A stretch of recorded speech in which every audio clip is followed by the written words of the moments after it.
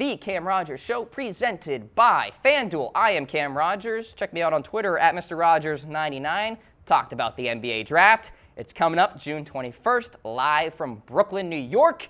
I'm going team by team here, folks. Team needs all the way across the board. And with that, we will start off with the squad that has the #1 overall pick, the Phoenix Suns. So, picks 1, 16, 31, and 59, respectively. Me personally, it'd be pretty stunning to see the Suns go anywhere but DeAndre Ayton here. But I won't rule out Luka Doncic or even Marvin Bagley III as a potential #1 overall selection. Now, the word is the Suns have also explored ways to acquire another pick later in the lottery, potentially packaging the 16 and 31 selections as part of that to try and target a guard or wing.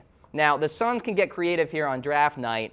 They have Milwaukee's protected 2019 first rounder and Miami's 2021 first rounder in hand as a bargaining chip. So the Suns, with a #1 overall selection, may not be selecting #1 overall. They could be selecting it later in the draft if they get really, really active.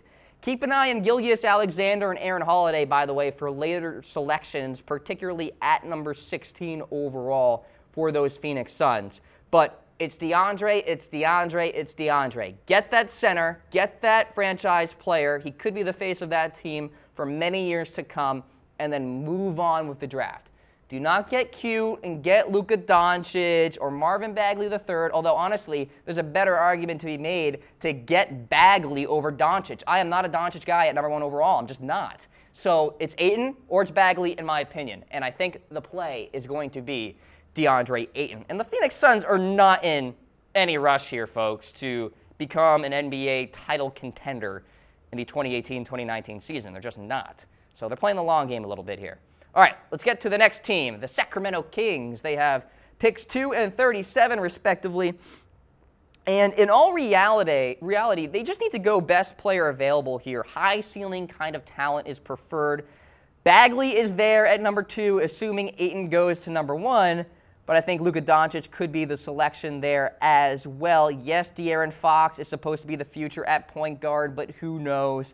They also have Justin Jackson and Bogdanovich and Buddy Hield on the wing as well. Michael Porter would be a sneaky risk at #2 overall, considering his back issues. I'm not going to rule it out completely here. And the Kings have also been tied to trading down in this draft, which I could see considering they have a lot of holes to fill. So maybe they trade out of that #2 slot, all right, and then accumulate more picks there. They only have 2 for this NBA draft, so keep that in mind. All right, let's go to the Atlanta Hawks. They could come out of this draft with the best performance among all the teams.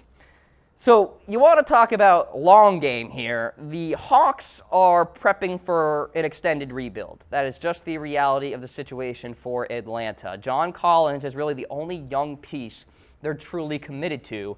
Entering the draft with 4 of the first 34 selections in hand, I think puts Atlanta in position to be active come draft night. So keep an eye on the Suns, keep an eye on the Hawks here. I love Jaren Jackson at #3. Give me Jaren, all right? He needs to go to Atlanta. I think that's a good fit for them. Also, in terms of trades and activity here for the Hawks, keep an eye on Dennis Schroeder for a trade. He's owed $46.5 million through 2021, which has made him difficult to deal thus far, but maybe not on draft night, especially with the draft capital that the Atlanta Hawks have.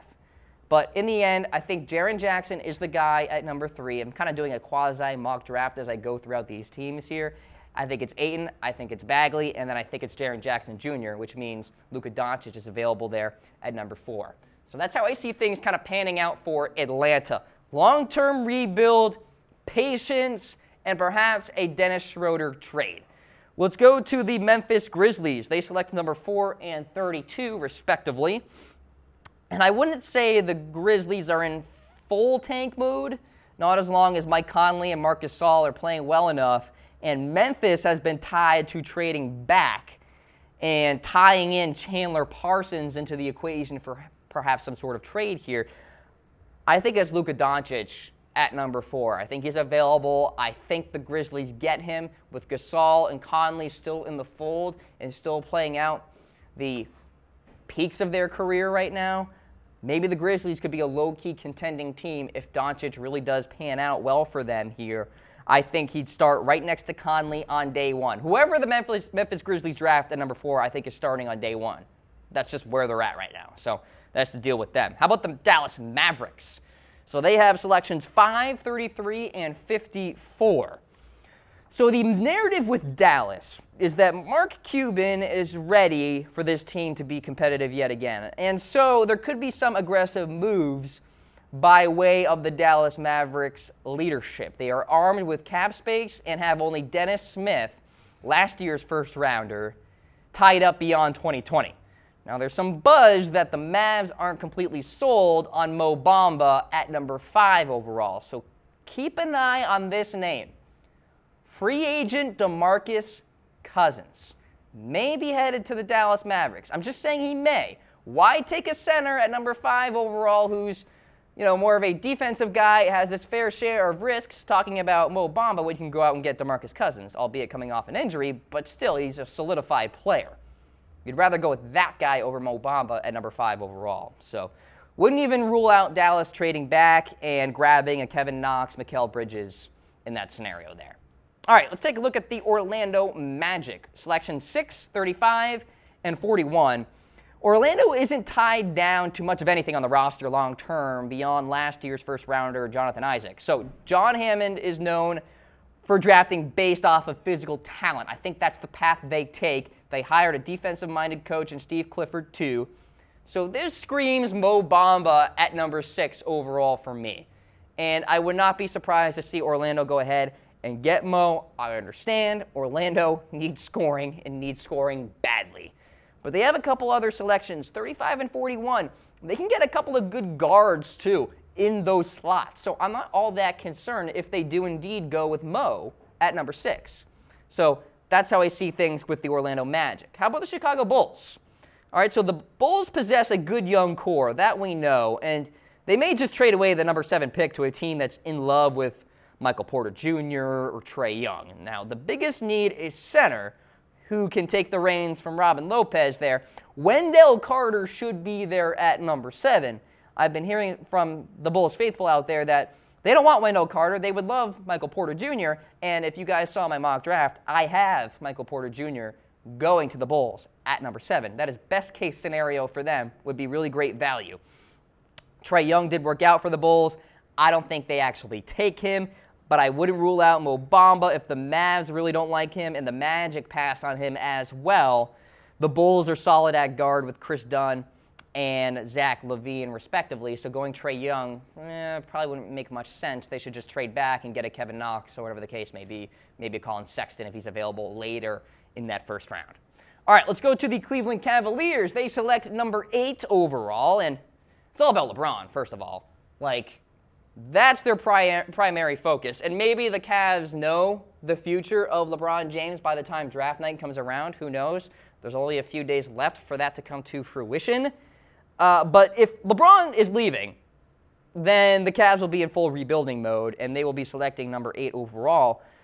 That also means, by the way, that Kevin Love, among others, will be on the trade block. That's according to ESPN, a recent report that came out a few weeks ago, or a couple weeks ago. Now, the Cavs have a definite need for a point guard. And if Trae Young is there, I think you get him at number 8. He'll be tempting. Maybe Colin Sexton. Maybe they go Wendell Carter, Kevin Knox, Mikal Bridges. They all make sense here. All names to watch for. Could be a dark horse team to get Michael Porter Jr., but I've said he's not going past the Bulls. If he does somehow, maybe he goes to the Cavs. All right, let's talk the New York Knicks here. They are armed with the number 9 and 36 selections, and they've begun utilizing Frank Ntilikina as an off-the-ball guy more often. And Kristaps Porzingis is recovering from his ACL injury, but still the long-term centerpiece and all of that. So Ntilikina, Porzingis, those are the core guys there. And then the Knicks reportedly have very real interest in Trae Young. And I'm just going off the reports. I'm not saying that they do. I'm just going off of the evidence that's out there on the interwebs, Knicks fans, so don't get mad at me. And it's possible that Trae Young is available at number 9. And then with that, maybe they go ahead and get him. They also have a need on the wing. They're said to be high on Mikal Bridges, so maybe they go with Mikal instead. Kevin Knox is a viable option as well, albeit it will take more time for him to develop compared to a Trae Young. And they should have a good amount of solid options at number 36 overall as well. So the Knicks could go in many different directions here. I'm going through all of the team needs for the 2018 NBA Draft. And we're sponsored by FanDuel here on the Cam Rogers Show. Sign up today, FanDuel.com/chatsports, and receive free entries and a bonus on your first deposit for immediate play. Message us your username in the comments section here on Facebook Live, YouTube Live. We will feature you on the program. If you want in on my golf contest for this week, be sure to leave your username. I'll hit you up. And if you win, you get a shout out on the show. All right, let's go to the Philadelphia 76ers. They are well equipped, 10, 26, 38, 39, 56, and 60 respectively. All eyes are on the 76ers as they look past the Brian Colangelo era here and as they try to make a run at LeBron James. Now, they could use some more playmaking ability. That's kind of the best way I can kind of characterize their main need. So maybe Trae Young is attractive there, number 10. Maybe a Colin Sexton. Mikal Bridges provides some good wing help as well, which the 76ers are reportedly looking for. All right, so that's the rundown with them. But they could be big-time traders in this draft as well with the amount of draft capital that they have. All right, how about Charlotte? So they select 11 and 55. Veteran-heavy rotation that could be in the playoff picture if healthy. And so Charlotte may be wise looking for the best prospect available whom they can kind of mold. Now, Mikal or Miles Bridges could be good options if the Hornets want someone closer to filling out that rotation. But I think the smarter play would go maybe Kevin Knox at number 11 overall and groom him as a future core piece to that team. All right, let's take a look at the Los Angeles Clippers. They have selections 12 and 13. This team just needs upside. So they could make a blockbuster type trade because Doc Rivers typically doesn't lean on rookies, and it seems like LA is very serious about trying to find the right deal here. Maybe it involves Kawhi Leonard. Now, top exec Lawrence Frank attended Michael Porter's pro day, so there's some interest there. Lonnie Walker or Colin Sexton are potential options as well for the Clippers. The status of DeAndre Jordan is worth watching as well. He reportedly wants to go to the Houston Rockets, so we'll see what happens there. Should the Clippers pursue Kawhi Leonard? Let me know in comments here on Facebook Live as well as YouTube Live. You're watching the Cam Rogers Show, presented by FanDuel. All right, let's take a look at the Nuggets. So, possible big money extension for Nikola Jokic. That could be coming soon. There are rumors that the Nuggets could look to use number 14 to move off an expiring contract, namely Kenneth Faried, and trade down in the draft as well at the same time. So if the Nuggets do want to go ahead and grab a good ball handler in the draft, which makes sense for me, and kind of allow Jamal Murray to play off some screens more, maybe Miles Bridges at number 14 overall. And I think Denver gives him a hard look there. All right, let's take a look at the Washington Wizards. 15 and 44 respectively. It wouldn't be surprising to see them dangle the number 15 overall pick potentially to create some cap relief. They're in win-now mode. Their entire rotation is coming back. Wall, Beal, Otto Porter, they're all signed for the long haul. This could be a good draft for the Wizards to kind of think about raw projects that they can kind of mold for the future, but they're trying to win now, so maybe they trade and try to create some salary cap relief in that process. All right, let's take a look at the Bucks, selecting at number 17. Reportedly looking at solely perimeter players. So the Bucks like a dual guard kind of lineup with Giannis playing on the ball so much. So Jerome Robinson, Grayson Allen, Troy Brown could all make sense there at number 17. Maybe Aaron Holiday as well. Now, the Spurs. Let's take a look at them. Dark horse team to land LeBron James. Now, they should get more versatile on the perimeter, in my opinion. Find another prospect with room to grow at number 18 overall. One name to watch, just mentioned him, Troy Brown. He isn't a ball hog. He distributes the ball really well. I think he fits into that offensive scheme for San Antonio. Maybe adding a skilled guard who can shoot the three well, like a Kevin Herter from Maryland. Shout out to Terps. Could make some sense as well. And then Kawhi. It's all about Kawhi. Keep an eye on him and what happens with that trade. Let's go to the Minnesota T-Wolves now. This is a very important draft for Minnesota. Andrew Wiggins' max extension kicks in this summer. The Wolves are particularly strapped to add talent through free agency. So with that, they got to have a good draft with picks number 20 and 48. I could see the T-Wolves trading away that number 20 selection, given that Thibodeau doesn't like playing rookies very much, kind of like Doc Rivers, kind of the same mentality there. So DiVincenzo, Grayson Allen, Bruce Brown, all names to watch there for Minnesota. How about Utah? So Donovan Mitchell seems to be the real deal with this team. They tend to favor, the Jazz do, unselfish, defensive-minded type of role players here. So watch out for that. Kevin Herter would be a nice partner with Mitchell and Ricky Rubio there. There's not a lot of great front court ability at number 21 overall, so keep that in mind. So the Jazz may have to trade or just grab a Grayson Allen or Jerome Robinson and be done with it. So that's kind of the situation there with the Utah Jazz. How about Indiana? Taking a look at picks number 23 and 50 for them. The Pacers could really make that next step by adding the correct role player. So very important draft for them, whether it's finding a young point guard such as Darren Collison, enters a contract year. And maybe they find a guy that can help in some defensive responsibility as well to kind of ease up on Victor Oladipo there. So Miles Turner, Oladipo, Collison, these are good players for Indiana. If they add the right player via the draft, players to be more exact, they can make a big-time run. All right? Let's take a look at Portland now with pick number 24. The Blazers need some perimeter defense and a player who can contribute right away. They aren't in the greatest financial situation here. Plenty of viable options at number 24, DeAnthony Melton, Bruce Brown in particular, with Lillard or McCollum on that roster already. So a couple of good players there to go along with the core players that they already have. All right, let's talk the Lakers, 25 and 47. So this could be one of the more interesting off seasons for the Lakers in recent memory, in my opinion, and they're going to be serious players in free agency. So the draft is kind of like 1B, with free agency being 1A for the Lakers as they try to make a move for LeBron, for Paul George, and perhaps try to make a trade for Kawhi Leonard. There's a rumor out there they made a promise to Kevin Herter at number 25, so bear that in mind. But they've also been tied to Mitchell Robinson, too. So that's the lowdown there with the LA Lakers. As you take a look at the team needs here on the Cam Rogers Show, presented by FanDuel. Sign up today, FanDuel.com/chatsports, and receive free entries and a bonus on your first deposit for immediate play.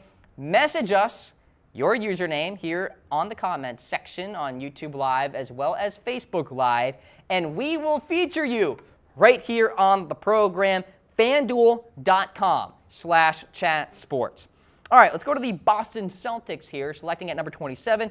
I don't have much to say about them because they're just fine. Maybe they get a center, maybe it's a Mo Wagner, or maybe it's an Amari Spellman. Whoever they get, I think it's gravy for Boston because they have a good core with Kyrie coming back. They have Gordon Hayward as well. So I think they're just fine. So not too many worries about them in the draft. Same can be said here about the Golden State Warriors. They have a ton of stars that need to get paid. So the draft strategy is to find inexpensive talent, kind of fill out that roster. That's really the lowdown with Golden State. Brooklyn Nets, they have selections 29, 40, and 45. They're on a patient rebuild at this juncture. So they're just going to go best player available at 29 and probably going to be the case at 40 and 45, or they trade up. But that's really the rundown with them. How about Detroit? The Pistons have just their second rounder following that Blake Griffin trade, you may recall. And they got the entire core returning under contract. Detroit's biggest need is on the wing. So whomever they get at number 42, I think the Pistons are likely going to roster that player, in my opinion. All right, so the Pistons are there. Let's take a look at the Houston Rockets. They select at number 46. They're just focused on keeping the band together, in my opinion, and perhaps bringing in LeBron James. I'll just say this about Houston. They like their high IQ role players that can shoot the three. Okay, so keep that in mind as they select number 46. Miami Heat, not much to say because they don't have a draft pick. But I will say this. They might trade up into that second round. Now, they are known to do a fairly good job with their undrafted free agents and making them into good players. So, very real possibility that happens for Miami. New Orleans has one selection. They hope to keep DeMarcus Cousins and Rondo for another postseason run here. Expect the Pelicans to find some sort of versatile wing here. That's where I kind of envision New Orleans going with their 51st overall selection in this draft.